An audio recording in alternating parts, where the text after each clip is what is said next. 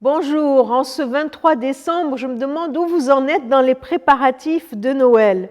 Est-ce que vous êtes du genre à avoir tout préparé depuis des semaines ou peut-être un peu comme moi, à courir à la dernière minute pour trouver le cadeau qui manque ou les ingrédients du repas que nous voudrions faire? Et bien sûr, on a eu l'idée qu'à la dernière minute.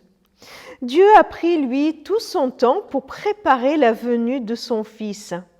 Il a même envoyé une personne, rien que pour cela, et il a envoyé quelqu'un qui précédait la venue de Jésus pour préparer le chemin de Jésus, parce qu'il comptait sur lui pour le faire. Un prêtre, Zacharie, qui travaillait dans un temple, reçoit la visite d'un ange pour lui annoncer que sa femme stérile allait mettre au monde un enfant. Et voilà ce que cet ange lui dit. « N'aie pas peur, Zacharie, ta prière a été exaucée. Ta femme Élisabeth te donnera un fils et tu l'appelleras du nom de Jean. » Voilà ce Jean sur qui Dieu compte pour préparer le chemin de son Fils. Verset 14, Luc 1, « Il sera pour toi un sujet de joie et d'allégresse, et beaucoup se réjouiront de sa naissance, car il sera grand devant le Seigneur.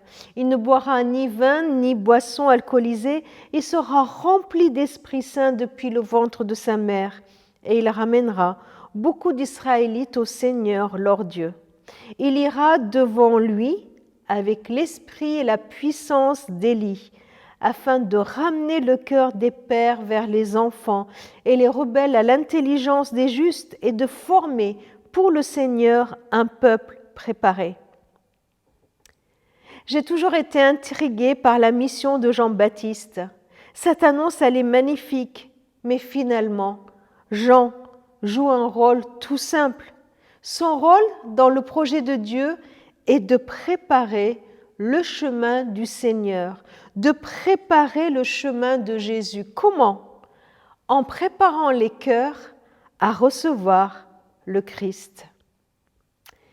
Et si en ce 23 décembre, je prenais aussi le temps de préparer mon propre cœur, plus que ma maison, plus que ma table, pour accueillir Jésus.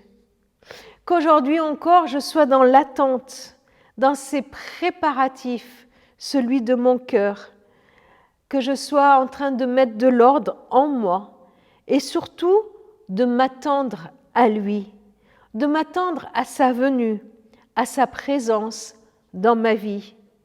Et qu'en plein milieu de ces préparatifs, de ces grands préparatifs, je sois aussi celle qui me prépare à accueillir le Christ, mais qui prépare aussi ceux qui m'entourent, mes amis, ceux que je vais recevoir chez moi, à se préparer pour accueillir le Fils de Dieu.